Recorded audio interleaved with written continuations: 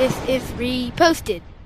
You know, there are these days when I get up to prep for the show, Andrew, and I'm like, I can't believe over the course of a year, we've still not taken a quote from this person. As we One have.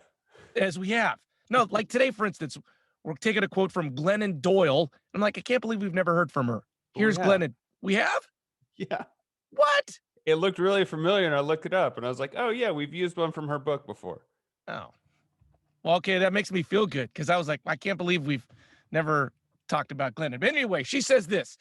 That's how you can tell that you're filling yourself with the wrong things. You use a lot of energy, and in the end, you feel emptier and less comfortable than ever. I'd like to kind of explain it this way.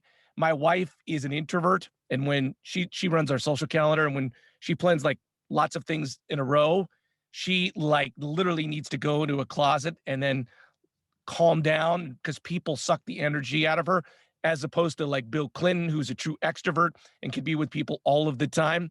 Is there a situation in your life that you've gone through? You're like, wait a minute, that literally just sucked the soul out of me, and I don't want to do it anymore. I went to a pitch day thing. It was in Los Angeles, and there's a room of like, I don't know, 100 industry people, and it was kind of like speed dating, and you would get 5 minutes with them. Like you would like, all right, I'm going to go to this table, and they're like, all right, switch. And you go sit with them, and you would have to pitch your idea over and over. And that was exhausting, and I hated it.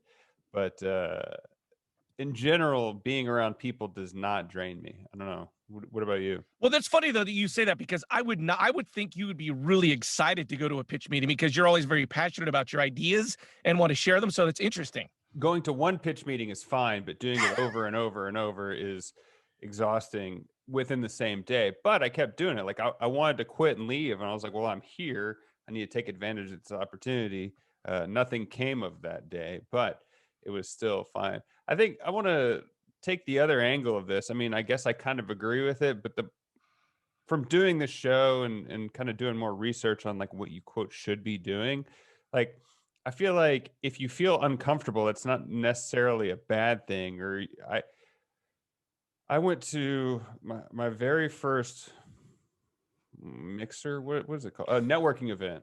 Yes. I was so nervous and I felt dead inside and I was super uncomfortable, but I pushed through it and it made me a better person. So like I think I would caution people to do what makes you happy, eat yummy food, and feel comfortable. Like I think pushing yourself is important, and so I agree with this in concept. But I wouldn't want people to hide behind, well, I feel uncomfortable doing X, so I'm not. I feel uncomfortable looking for a new job, so I'm not going to do it. Like I disagree with that. Well, there's something different than dread. I'm dreading doing something and then doing it and having it suck the life out of you, or doing it and having it give life to you. And I Right. think my example today was like, this could be in hobbies that you do. This could be in your job. This could even be with people. Like, are you around this person and they suck the life out of you and maybe you need to make a change? Yeah, like a relationship Yeah. or whatever. I don't know if I've told this story before. I guess you can correct me like I corrected you on Glennon Doyle. But there's a guy that I met in San Francisco, and I met him at church, and he was like fun, and we were friends. And I was like, oh, I got a fun new friend. And then he like started becoming exhausting, and I had to break up with him. We have talked about this, and he was filling me with the wrong things. I had to break up with a dude. You, by the way, you can tell that story every single episode because I love that you broke up with a dude. I love that you brought up San Francisco because I think San Francisco is a great example because you lived here. People come to this city and it either exhausts them and they have to leave, or sometimes it takes a little while. But the minute someone starts complaining if they move to San Francisco about parking, about driving, about tickets, the cost, you know that it's the city is sucking the life out of them and they should just leave. It's just this. I've been here long enough to realize, man, the city's sucking the life out of you. You got to go. Yeah, I think it's both sides of it too. I think if I lived where my brother lives in a very rural place. I think that would suck the life out of me. I think it kind of depends on your personality. But yeah, San Francisco with the high rent and the transient nature of it. Like people are always leaving. Like you have to make an active choice to be there long term.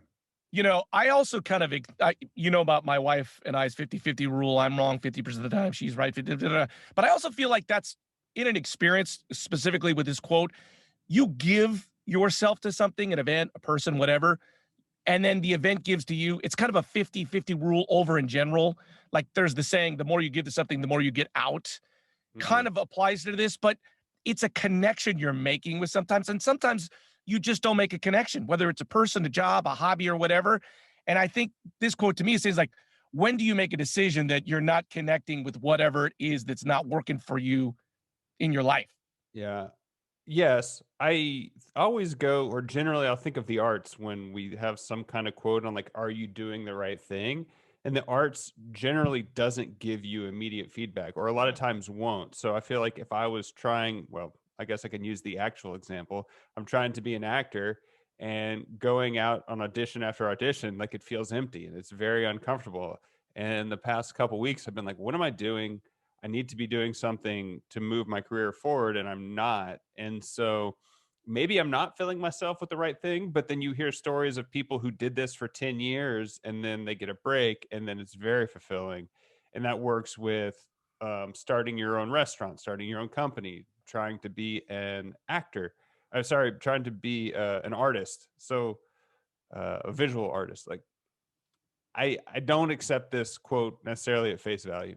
But I liked it. Once again, I like that you brought up arts, because there's been a number of people in my life that said, someone has told me that I need to pick up painting, watercolors. And they pick up painting or watercolors and they find it gives them life. Like they're not doing it for galleries, they're just doing it to do it. And it has brought, so it's funny, the paintings don't go anywhere. Sometimes they just throw them out. But just the experience of painting, specifically watercolors, has given them a lot of life. So that's just another kind of sort of the opposite end of view of that. Yeah, I guess maybe I'm taking more of the pragmatic approach of like, this is your career and your livelihood. Like you don't necessarily have to have it be your livelihood. It can just be something you're doing. You can be, if you live in the Serengeti and work 3 different jobs for CVS, like you can still do stuff in your spare time to fulfill you. You know, we I should guess also your career doesn't have to be what Yeah. fulfills you. Yeah. I was just saying, like, what I want to hear from this quote is, yeah, I go running on the beach and those people that are looking, they've got the little machines they're looking for. Like, does that really give them life to go on a beach and look for hidden treasures? The metal detector. Yeah. I'm like, what are those people? Is that really providing something in their life? I think it's an excuse to get outside, maybe. I have seen people that do that with scuba diving and they find some like really, really cool stuff because people lose their wedding rings in the ocean. I feel like one of us on the show has maybe lost their wedding ring. I don't know if it's in the ocean. It was me. I totally agree with you of the scuba diving thing, right? Because that's like an adventure. You're in the ocean. Like, I don't want to judge that person, but I do want to judge people that have the metal detectors on the beach. I'm truly judging them right now. Well, maybe it's hard for them just to even get out of the house. I don't know. Literally, I was there 2 weeks ago. I was with my daughter. Someone's got the metal detector, and this person turns and is like, yo, man, I just found a quarter.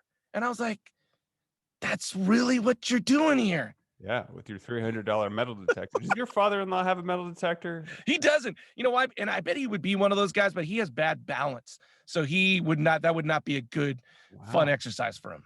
Well, if you have vertigo, please reach out. You can find us at Reposted Podcast on Facebook, Twitter, or Instagram. I'm Andrew Keller for Yosemite Sam saying thanks for stopping by.